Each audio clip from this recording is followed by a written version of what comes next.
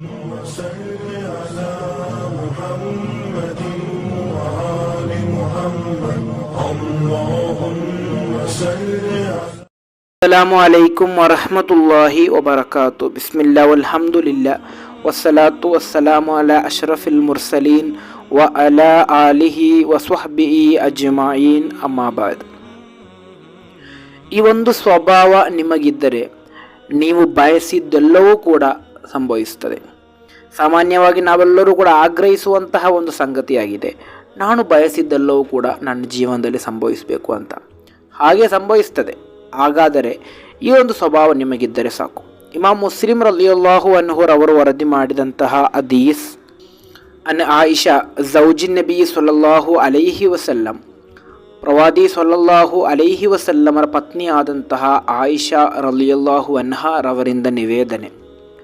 ಅನ್ನ ರಸೂಲಲ್ಲಾಹಿ ಸಲ್ಲಲ್ಲಾಹು ಅಲೈಹಿ ವಸಲ್ಲಂ, ಖಂಡಿತವಾಗಿಯೂ ಪ್ರವಾದಿ ಸಲ್ಲಲ್ಲಾಹು ಅಲೈಹಿ ವಸಲ್ಲಮರು ಕಾಲ ಹೇಳುತ್ತಾರೆ, ಯಾ ಆಯಿಷಾ, ಓ ನನ್ನ ಪ್ರೀತಿಯ ಪತ್ನಿಯಾದಂತಹ ಆಯಿಷಾರವರೇ, ಇನ್ನಲ್ಲಾಹ ರಫೀಕುನ್, ಖಂಡಿತವಾಗಿಯೂ ಅಲ್ಲಾಹನು ಸೌಮ್ಯ ಸ್ವಭಾವದವನಾಗಿದ್ದಾನೆ.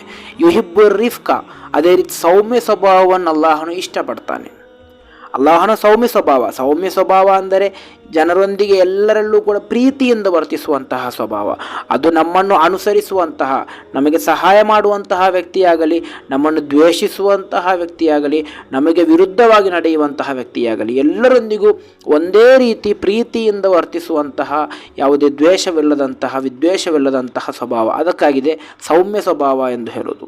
ಖಂಡಿತವಾಗಿಯೂ ಅಲ್ಲಾಹನು ಆ ಸ್ವಭಾವದವನಾಗಿದ್ದಾನೆ. ಕಾರಣ, ಇಹಲೋಕದಲ್ಲಿ ಅಲ್ಲಾಹನನ್ನು ಅನುಸರಿಸುವಂತಹ ವ್ಯಕ್ತಿಗಳಿದ್ದಾರೆ, ವಿಶ್ವಾಸಿಗಳಾದಂತಹ ವ್ಯಕ್ತಿಗಳು, ಅವರಿಗೂ ಅಲ್ಲಾಹನು ಕಾರುಣ್ಯವನ್ನು ನೀಡ್ತಾನೆ, ಅವಿಶ್ವಾಸಿಗಳಾದಂತಹ ಜನರಿಗೂ ಕೂಡ ಕಾರುಣ್ಯವನ್ನು ನೀಡ್ತಾನೆ. ಅದರಲ್ಲಿ ಯಾವುದೇ ವ್ಯತ್ಯಾಸ ಅಲ್ಲಾಹನ ಬಳಿ ಇಲ್ಲ, ಇಹಲೋಕದಲ್ಲಿ ಇಲ್ಲ.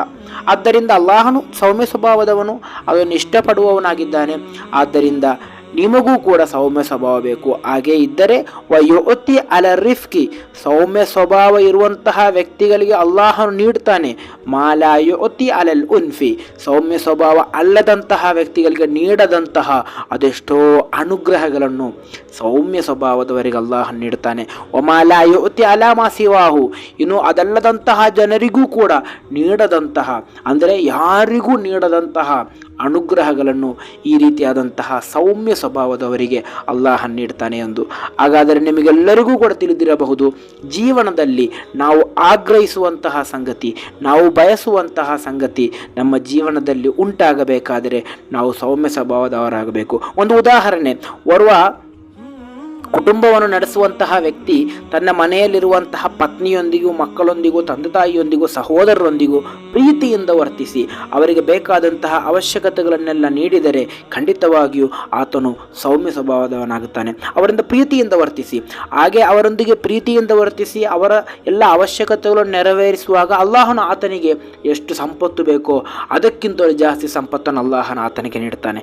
ಆದ್ದರಿಂದ ಸಂಪತ್ತಿನ ಅವಶ್ಯಕತೆ ಇದೆಯೋ ಮತ್ತು ಯಾವುದೇ ಅವಶ್ಯಕತೆ ನಿಮಗಿದ್ದರೆ ಈ ಒಂದು ಸ್ವಭಾವ ನಿಮಗಿದ್ದರೆ ಸಾಕು, ಸೌಮ್ಯ ಸ್ವಭಾವ.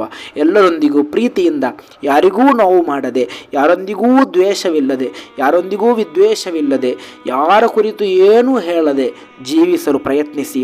ಆಗ ಅಲ್ಲಾಹನು ನೀವು ಬಯಸಿದ್ದಕ್ಕಿಂತಲೂ ಜಾಸ್ತಿ ನಿಮಗೆ ನೀಡ್ತಾನೆ. ಅಲ್ಲಾಹನು ತೌಫೀಕ್ ನೀಡಿ ಅನುಗ್ರಹಿಸಲಿ. ಅಸ್ಸಲಾಮು ಅಲೈಕುಂ ವರಹಮತುಲ್ಲಾಹಿ ವಬರಕಾತು.